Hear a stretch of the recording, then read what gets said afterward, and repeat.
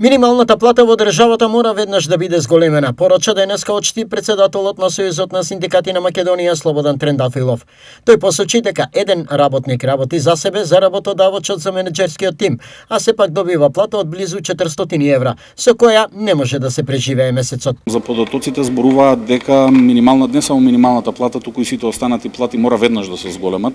имајќи во предвид дека еден работник според последните податоци од Народната банка заработува на својот работодавач помеѓу 300 и 600 илјади денари, или што ќе каже тој доаѓа на работа, работи за себе, ја заработува платата на директорот и на менаџерскиот тим во компанијата. Трендафилов тврди дека растот на работничката плата ќе овозможи отворање на голем број компании. Со секој раст на минималната плата и со секој раст на останатите плати, бројот на компании драстично се намалува кои се затвараат, а се зголемуваат бројот на компании кои се отвараат. Па така минатата година, 2024 година,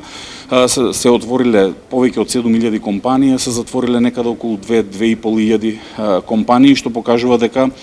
бизнис климата се подобрува со растот на работничките плати. Што се однесува за потрошувачката кошничка, за која што премиерот Христијан Мицкоски има предлог да има кошнички за неколку групи, Трендафилов одговори. Намерата на владата да покаже дека ќе пресметува 1, 2, 3 или 5 потрошувачки кошнички за различни категории на луѓе, а го зборуваме ние како ССМ цело време, е дека кошничките, ниту синдикалната минимална кошничка, ниту овие 5 на владата ќе прехранат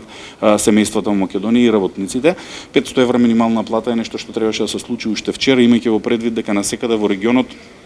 од почетокот на наредната година ќе имаме најмалку 500,